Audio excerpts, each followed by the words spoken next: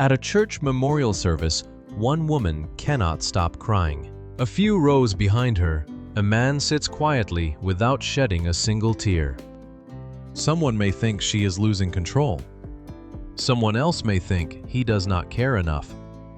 But what if both of them are grieving honestly? And what if the greater mistake is how quickly the rest of us decide what grief should look like?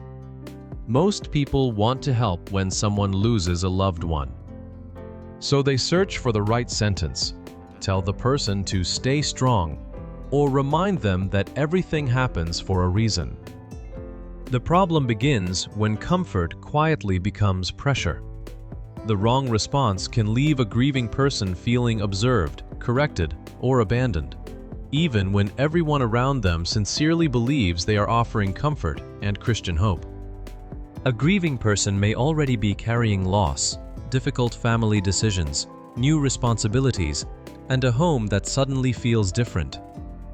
They should not also have to defend their tears, explain their silence, or make everyone else feel comfortable. Romans 12:15 does not tell believers to correct those who weep. It tells us to weep with them. That begins with entering someone's pain before trying to explain it. And what a person needs during the first week may be completely different from what they need 3 weeks later, when the calls slow down and everyone else returns to normal life. Some needs are emotional, some are practical, and some are so difficult to express that grieving people rarely ask for them at all. Today, we are looking at 7 things grieving Christians truly need from their family, friends, and church, but often never say out loud. Understanding them may change not only what you say, but whether your support actually reaches the person who needs it. First, grieving Christians need permission to express sorrow without being judged by what others can see. One person may cry through every song, while another remains composed until she is alone that night. One response may be called excessive and the other cold.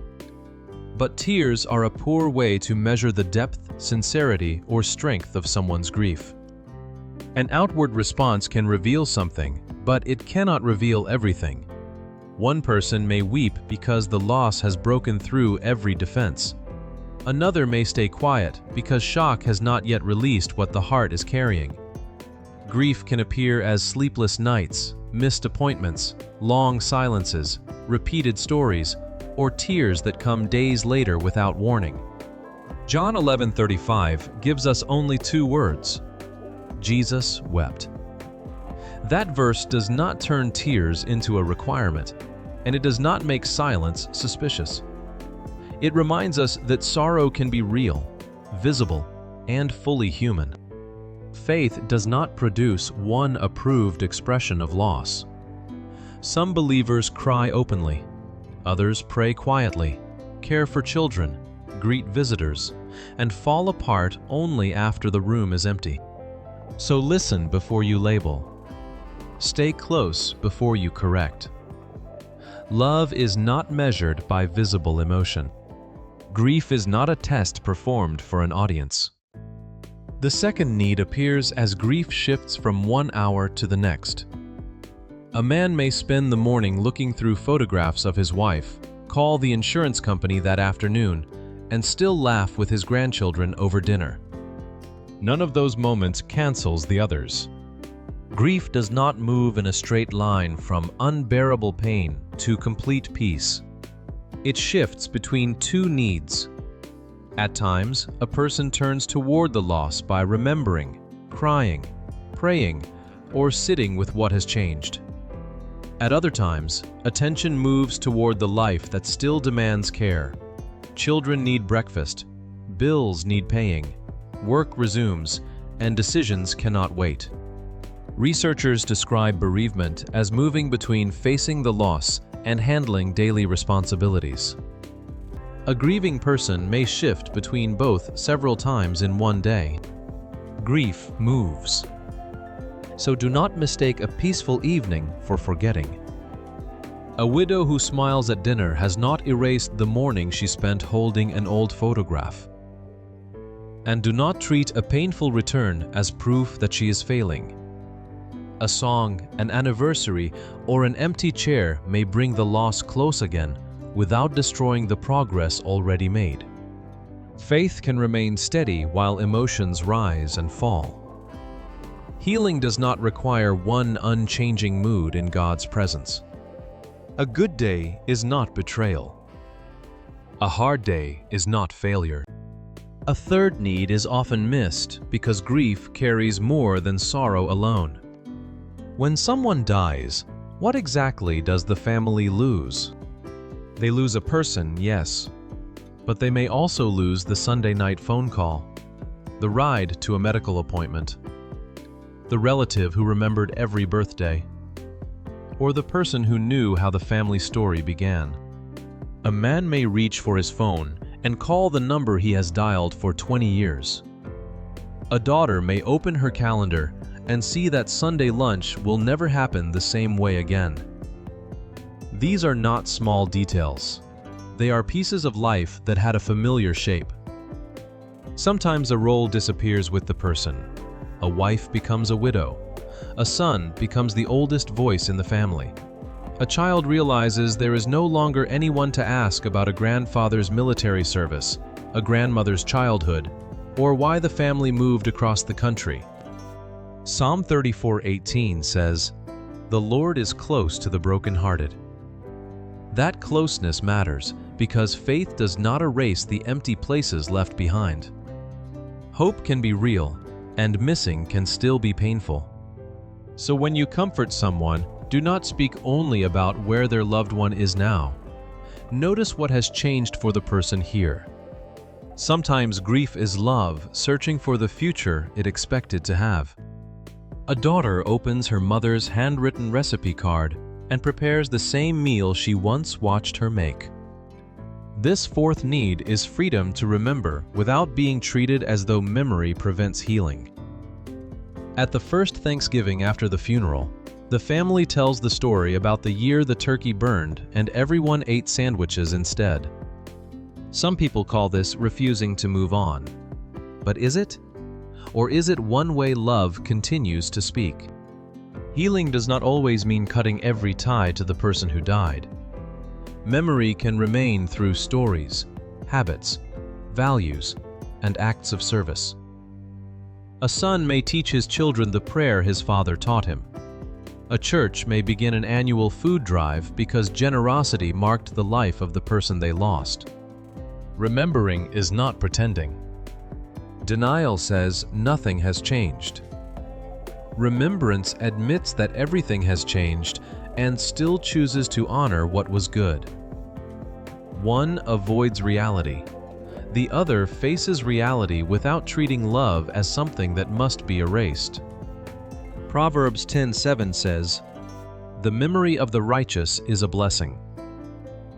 That does not command every family to remember in the same way. It simply leaves room for memory to carry gratitude instead of shame. So use the person's name. Let the story be told again. Ask about the recipe, the song, the habit, or the act of kindness that still matters. Moving forward does not require leaving every memory behind. Sometimes healing means learning how to carry love differently, together, in the years ahead. The fifth need appears when the family must decide what the memorial service should actually accomplish. An American family may face a choice between burial and cremation. The person who died may have left clear wishes, while relatives carry different convictions, church traditions, and fears about what honoring God should look like.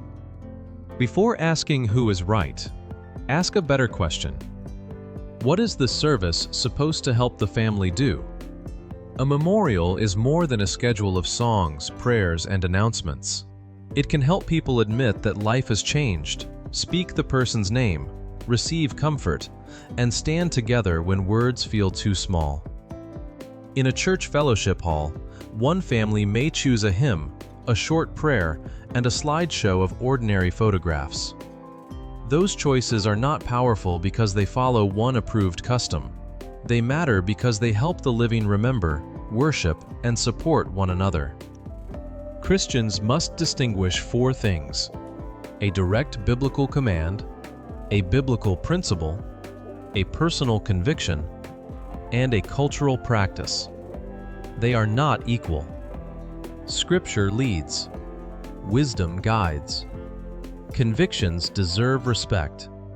Customs should not be treated as automatic proof of faithfulness. Burial is familiar to many believers. Cremation is familiar to others. The outward choice alone cannot tell you whether a family honored Christ, respected the deceased, or cared for those who remain. A form can be traditional without being faithful, and unfamiliar without being unfaithful. Meaning still matters. You have to be strong. At least they lived a long life. You know they're in a better place. The sixth need concerns the words people hear in their most vulnerable moments. Those words may sound comforting to the person saying them, but how do they sound to someone who has lost a wife, a husband, a child, or a brother? Good intentions do not always produce results. Be strong can feel like a command to stop crying. At least can make a life-changing loss sound smaller than it is. And explanations about heaven, timing, or God's purpose can arrive before the grieving person is ready to hear them. Job 2:13 says Job's friends sat with him on the ground for 7 days and 7 nights, and no one said a word because they saw how great his suffering was. Their silence was not empty. It was presence. You do not have to solve the pain. You do not have to explain why it happened. You can say, "I don't know what to say, but I'm here." You can ask, "Would you like to talk about her, pray, or just sit for a while?" That gives the grieving person room to choose what they can carry in that moment. Words should not force someone to defend their tears, their questions, or their faith. They should make it safer to be honest. Comfort is not making grief disappear. It is making grief less lonely. 3 days after the service, the house may still be filled with casseroles, flowers, sympathy cards, and unread messages. 3 weeks later, most people have returned to their routines. That is where the final need begins. Grief did not end with the service. Support often reaches its highest point during the first week, then fades just as the silence becomes harder. The grieving person may need help more than ever, yet feel unable to ask again. "Let me know if you need anything" sounds kind, but it leaves the burden of planning, choosing, and calling on the person already carrying too much. Offer something specific. Bring dinner on Tuesday. Pick up the children after school. Sit beside them while they sort insurance forms, bank letters, or medical bills. Call on the birthday of the person who died. Remember Thanksgiving. Remember the first anniversary. Faithful care has 3 movements. First, be present. Then share the practical load. Finally, return after the crowd has gone and the calendar has moved on. A brief phone call can matter. So can a quiet visit that asks for nothing and does not require the grieving person to appear cheerful or reassure anyone about recovery. That last step matters most. Family, friends, and churches should not measure compassion by attendance at one service. Ask instead, are you willing to keep showing up when sorrow is no longer public, when the flowers are gone, and when everyone assumes life should feel normal again? The funeral may end in one afternoon. Faithful support rarely does. A grieving person does not need a judge, an audience, or someone who can explain every loss. They need someone who listens, offers concrete help, and comes back. Comment one practical way you can support a grieving person this week.